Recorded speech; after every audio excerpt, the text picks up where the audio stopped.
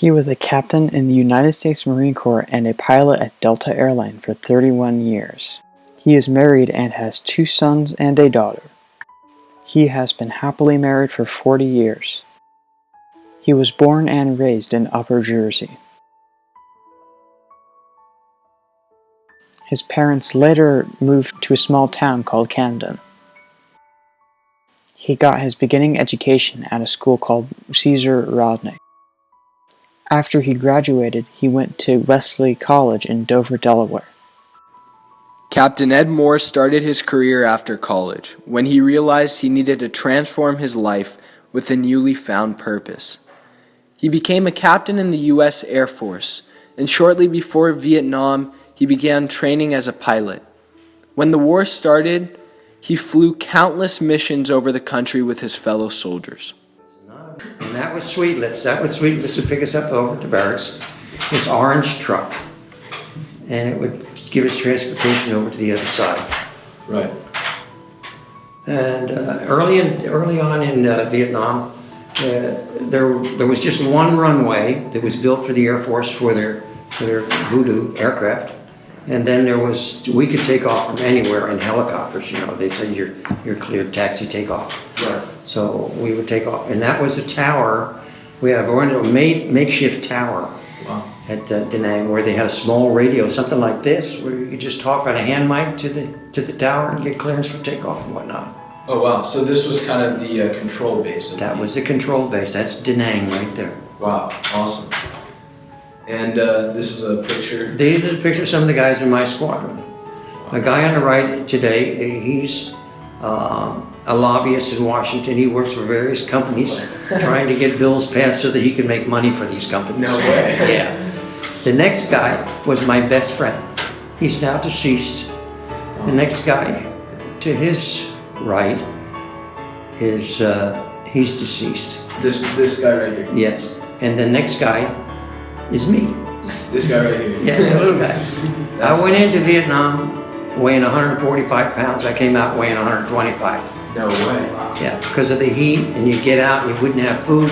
You ate sea rations from Korea, and some were from World War II, where they had leftover sea rations. They were lima beans and ham. They were pork and beans. There was crackers and jelly. Some of the stuff you couldn't give away to the natives. They didn't even like them, so that's pretty bad. The peanut butter, we would pour the oil, there was so much oil on it, we would pour that off into another little can and light it, and we used it as cooking fuel because it wouldn't give you smoke. It wouldn't give smoke away to tell you if your position was being compromised or anything. Wow, that's incredible. And the next guy, his name is Bo Riddle. And for years and years and years and years, I only knew him as Bo. And his real name is William, so I tried to look him up here about 5 years ago. Wow. And I said, where does Bo live? I don't know his name. So I finally found his name from one of the other Marines. Oh, really? We got together. Now the 4 junior lieutenants of the squadron, Moore, Riddle, Rideout, and Ross, get together every 2 years. That's awesome. Yeah. Do they all live? No, they live back east, and I'm the one that travels back east because I can get there. And that's a typical outpost where the people live out there, and they bring soldiers out there to protect them from the VC. And then they put all kinds of mines and stuff all around. Right. So they know where they are. Right. So. And here one of our guys was wounded, so we were picking him up, and we were taking him to the hospital right away. And it took, from the time they told us at the squadron area that there was a wounded that needed to be picked up, to get there and get him back to a hospital was less than 1 hour. No way. That's the reason the survival rate of the wounded was so high. Right. It took less than an hour from the initial contact to pick him up and bring him back. So, the hospitals and stuff, that whole system of caring for... It was like MASH. You know the movie MASH? You seen the movie MASH? I haven't seen it. No, they used to have it on. It's a field hospital. Some of them have field hospitals here. Some have hospitals at Da Nang, other around. You take them to the nearest field hospital where they could be taken care of. Awesome. This guy we brought back because he was a crew member. We brought him back to the base or took him to a hospital ship off the beach. He was wounded. That's as graphic as I got. There, see those two little squares? Yeah. They were 2 bullet holes that my aircraft took that day. Oh. And they passed them up that night, so I took pictures of it. That was my squadron, HMM 364. These are captured weapons. Captured weapons. Yeah, we supplied the Vietnamese with all kinds of wonderful weapons. And when they get overrun, the VC would get them. So then when we overrun the VC, we would take our weapons back from them. They used our own weapons against us a lot of times. Oh, wow. Yeah. So they're the strangest weapon ever captured was a crossbow. No way. Little one, about this wide. Wow. About that long, and they have an arrow about this long made of a piece of bamboo, and they make a real sharp point on it, put a feather in the back, and then they lock it up, and they shoot it. We'll go through it 2x4. Amazing. Was that common, or that was just... That wasn't common, but that was worth a lot in the trade. Yeah. The guys, because our supply sergeant could go up to the Air Force and trade tools that we needed for this crossbow. No, you gotta give us this. We needed certain torque wrenches and stuff we didn't have and couldn't wait for. Yeah. We needed them right away, and the Air Force had everything because they had a bigger budget than we did. Right. There are a group of pictures of what these are weapons from World War II that they were still using against us over there. What were the main weapons you guys used? I carried a .38 pistol and just a bandolier with some bullets in it or rounds in it that I could use if I needed it. Right. But our aircraft on one side had an M60 at the door, and at the window it had an M60. So we had a crew chief firing at the door, and a strap hanger, we called him, firing out the window on the left side. Awesome. And go back. See that weapon there? There's an old World War II 50 caliber weapon the Japanese used in the World War II. They were still using some of those weapons against us. Wow, that's incredible. Now that's a picture of a prisoner we were bringing in to interrogate. We brought him into a I can't take pictures. I should take a picture of this.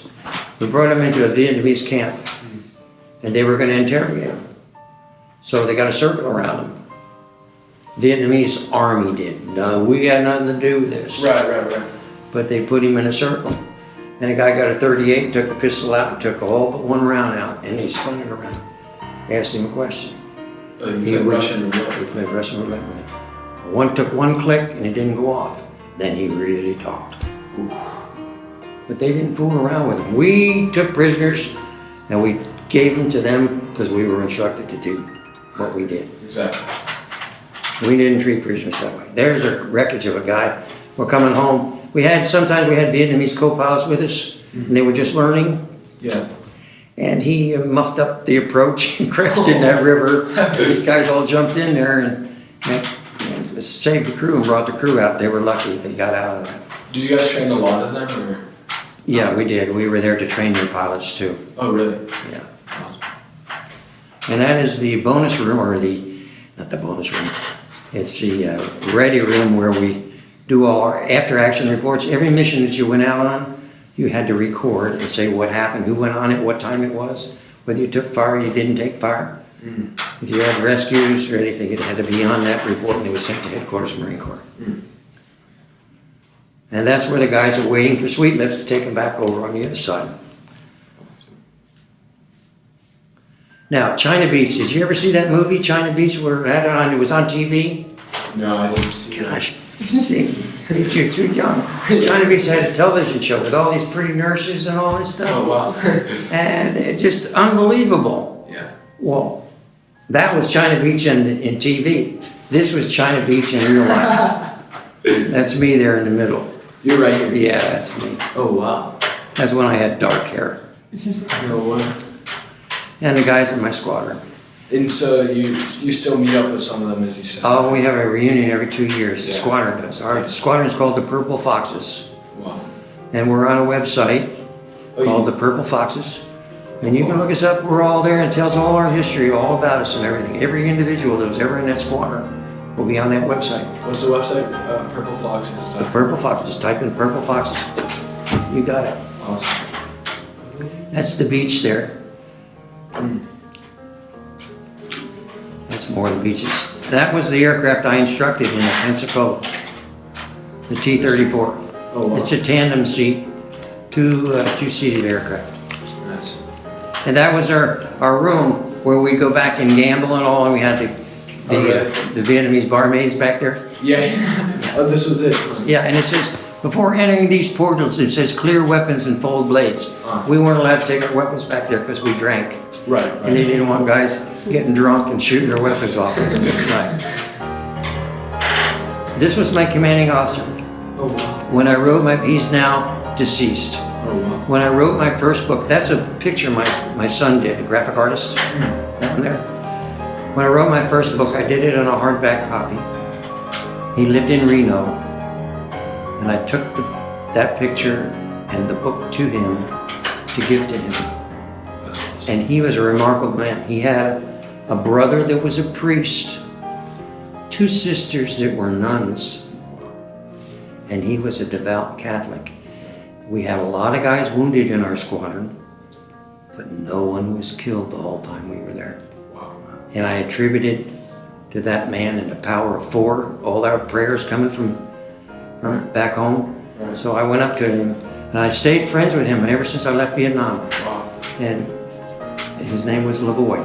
And down at the Miramar base, at the museum at Miramar, there's a H-34, like that helicopter. It's got his name on it and my squadron name on it. Wow. That's amazing. Yeah. This is the aircraft that's took over for the H-34. So how was the reception like from your family, from your friends? My mom and dad were just absolutely so happy I was home.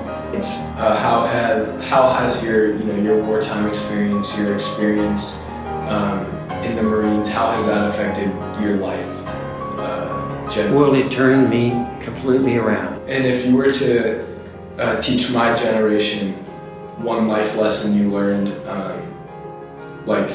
during your experience there, what would it be?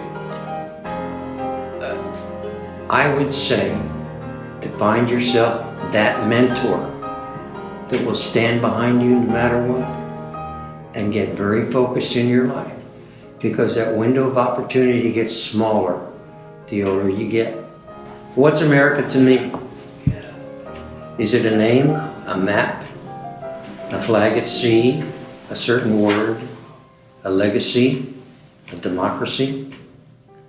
What is America to me? Is it a house I live in, a plot of land, a stream, the butcher, the grocer, the people I need? Is it the children in the park, the faces that I see? Is it all the races and religions that are a part of me? That's what America is to me. What is America to me? It's a place that I work. It's the fellow workers at my side. The right to speak my mind. It's the little towns, the cities, where my people lived and died. That's America to me. What's America to me? It's just things I see about me. The big, the small. The laughter, the tears. The air of feeling free. The churchyards, the schools, the lighthouses, the millions of lights at sea. But mostly it's those who gave their lives so that you and I can be free. Now, what is America to you? Ask yourself that question.